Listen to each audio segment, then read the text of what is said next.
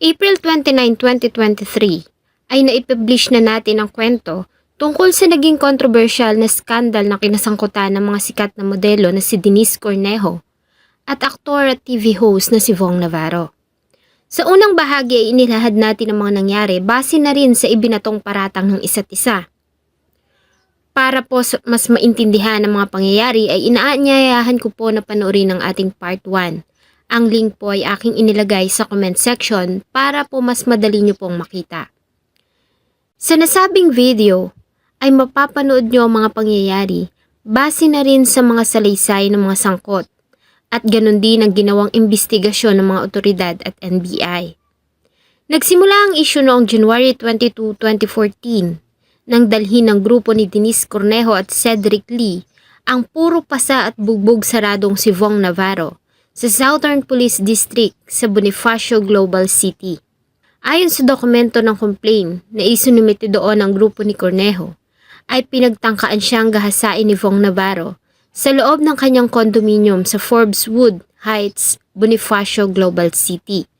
Subalit bago pa man ito magawa ang pakay, ay dumating ang mga kaibigan nito na sila Cedric Lee at iba pa na siyang nambugbog sa aktor at nagdala sa presinto bilang bahagi umano ng citizen arrest. January 24, 2014 ay naglabas ng pahayag ang kampo ni Vong Navarro. Ayon sa kanyang manager na si Director Chito Ronyo ay biktima ang aktor ng extortion at nasa ospital ito at sumasailalim sa operasyon dahil sa mga natamong injuries.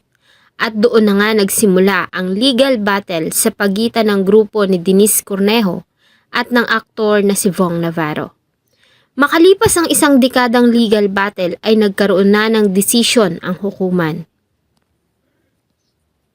Bago ko po ipagpatuloy ang ating kwento, sa mga bago po sa channel ko at nais sa mga ganitong klase ng kwento ng krimen na nangyayari sa loob at labas ng ating bansa ay maaari pong pakipindot ang ating subscribe button at notification bell para ma-notify kayo pag may mga bago tayong upload na videos. Matatandaang noong January 28, 2014 ay nag-file ang National Bureau of Investigation sa Department of Justice ng kasong may kinalaman sa pananakit at pangingikil ng modelo na si Denise Cornejo, Cedric Lee, Bernice Lee, Ferdinand Guerrero, Simeon Zimmer Ras at alias Mike ng Pera sa aktor na si Vong Navarro. Kabilang sa nasabing complaint ay ang serious illegal detention, physical injuries, grave threats, grave coercion, unlawful arrest, at pananakot na isa sa publiko ang nangyari kung hindi ito magbabayad sa kanila ng malaking halaga. Kinabukasan January 29, 2014 ay ang modelo naman na si Denise Cornejo ang nag-file ng reklamong panggagahasa sa aktor sa unang pagkakataon. Noong February 27, 2014 ay muling nagsampa si Cornejo ng kasong panggagahasa laban kay Vong Navarro sa pangalawang pagkakataon. April 10, 2014 ay binasura ng Department of Justice ang unang reklamo ni Cornejo dahil sa pabago-bago nitong salaysay at ayon din sa DOJ ay imposible na walang makarinig dito sa ginawa nitong pagsisigaw at pagtatakbo sa lobby ng isang malaking kondominyo. April 11, 2014 ay naglabas naman ang Taguig Regional Trial Court Branch 271 ng warrant of arrest laban kila Cedric Lee, Denise Cornejo at 6 pa sa kasong serious illegal detention, pangingikil at pananakit na isinampa ni Vong Navarro. Si Cedric Lee at Simeon Ras ay naaresto sa Samar noong April 26, 2014. Samantalang kusang loob naman na sumuko sa Philippine National Police si Cornejo noong May 5, 2014, kasabay ng pag-file nito ng petition for bail dahil sa ang kasong isinampa laban sa kanya na serious illegal detention ay hindi bailable. July 11, 2014 ay muling ibinasura ng Taguig Prosecutor's Office ang ikalawang reklamo ni Denise na panggagahasa kay Vong Navarro.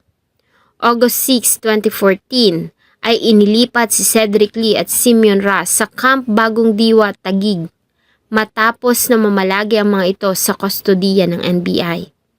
Samantalang ang petisyon naman ni Cornejo para itigil ang paglipat sa kanya sa City Jail Matapos na mamalagi sa kustudiya ng Criminal Investigation Group sa Camp Crame, ay dininay ng Taguig Regional Trial Court. September 14, 2014, ay pinayagan ng Taguig Regional Trial Court sila Cedric Lee, Simeon Ras at Denise Cornejo para makapag-post ng bail at sila ay pansamantalang nakalaya noong September 16, 2014. Matapos na makapag-bail ng halagang 500 pesos bawat isa. Pagkalaya ay agad na dumulog si Denise Cornejo sa tanggapan ng Commission on Human Rights para humingi ng tulong sa ibinasurang kaso ng panggagahasa na isinampa niya laban kay Fong Navarro. October 16, 2015, sa pangatlong pagkakataon ay muling nag-file si Denise Cornejo ng kasong panggagahasa laban pa rin sa aktor na si Fong Navarro. Subalit ang nasabing reklamo ay muling ibinasura ng Prosecutor General noong September 6, 2017. July 21, 2022 ay nagbago ang ihip ng hangin. Dahil ni-reverse ng Court of Appeals 14th Division ang resolution ng Department of Justice noong 2018 at 2020 sa ginawang pagbasura sa reklamo ni Denise Cornejo laban kay Fong Navarro. At inatasan nito ang City Prosecutor of Taguig City para magsampa ng kasong pagkagahasa laban sa TV host at aktor na si Fong Navarro. September 20, 2022 ay kusang loob na sumuko si Fong Navarro sa National Bureau of Investigation. Matapos na maglabas ang Taguig Regional Trial Court ng warrant of arrest laban sa kanya. Sa kabila ng pagkakaaresto kay Navarro ay binasura naman ng Court of Appeals ang motion to dismiss sa kasong serious illegal detention na isinampa nito sa kampo ni Cornejo. Kasunod nito ay pinayagan naman ang Taguig Regional Trial Court Branch 69 na pansamantalang makalaya ang aktor matapos na makapagpiyansa ng 1 milyon. February 8, 2023, kasabay ng muling pagbabalik ni Fong Navarro sa It's Showtime, ay ibinasura ng mataas na hukuman o Supreme Court ang kasong panggagahasa na isinampa laban sa kanya dahil sa kawalan ng sapat na ebidensya at kadahilanan.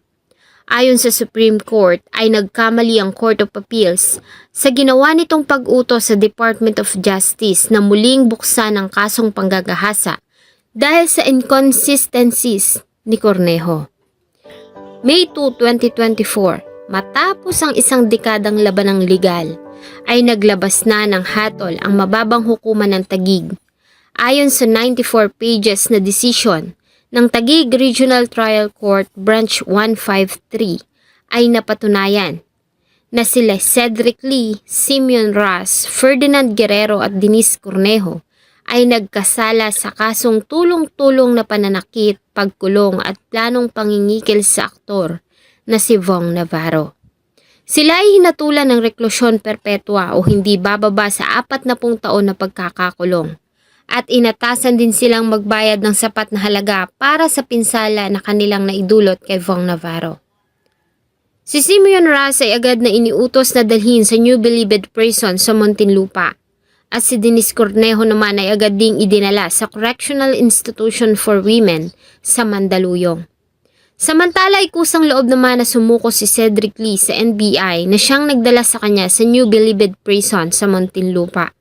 Samantala, si Ferdinand Guerrero naman ay patuloy pa rin na naging mailap sa batas. Sa kabila ng pagkakakulong ng mga ito ay may tsansa pa sila para magsumiti ng apela sa Court of Appeals. Nagpasalamat naman ang kampo ni Fong Navarro dahil makalipas ang 1 dekada ay nagkaroon ng hustisya ang sinapit nito. Nagpasalamat din ito sa kanyang mga tagahanga at mga taong sumuporta sa kanya mula simula hanggang sa kasalukuyan. Itong pagkakataon na to para po magpasalamat. Of course, maraming salamat Lord. Dahil lagi ka nakagabay sa akin. Sa rami ng pinagdaanan ko sa buhay, nandiyan ka. Ikaw naging sentro ko. At napakatotoo mo. Kaya maraming salamat. Naging usap-usapan naman ang inilabas na larawan o mugshot ng modelong si Denise Cornejo dahil sa malayong-malayo ang itsura nito sa dating sopistikada, Maganda at punong-puno ng confident na modelong humaharap noon sa mga interviews at taas noong sinasabi na siya ang biktima. Ipakita na awang-awa ko sa lahat ng mga naniniwala at sumusuporta sa tao, lalo na sa'yo. At wala akong laban-laban dahil alam ko marami kang napasayang tao, magaling kang artista, idoli kita, pero sa mata ng prinsipyo, ang mali ay mananatiling mali at hindi mananalo ang kasamaan sa kabutihan. Yun lang po at Marami naman ang di makapaniwala na nagawa ito ni Cornejo. Maliban kasi sa ang kinitong kagandahan, si Denise ay isa ding negosyante at nagmamay-ari ng Dark Closet International. Madalas din itong lumabas sa mga commercial ng iba't ibang beauty brands, eyewear, insurance, BDO, smart communication, Jollibee at Shakey's Pizza. Minsan niya ding nirepresent ang ating bansa sa International Modeling Contest na ginawa ng Mary Kay noong 2013. Naging bahagi din ito ng sikat na international label na Forever 21 at lumabas sa mga sikat na teleserye na Honesto, Dugong Buhay at sa Lovers in Paris noong 2009. Liban dito ay nagtapos din ito ng kursong Hotel and Restaurant Management sa La Salle College sa Antipolo.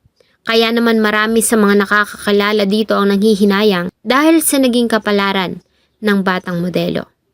Salamat! may mga anak kang lalaki. May mga kapatid kang babae. Yung mga anak mo lalaki, anong ituturo mo sa kanila? Ano ipapamana mo sa kanila? Yung mali? Habang buhay mo nadalin yan.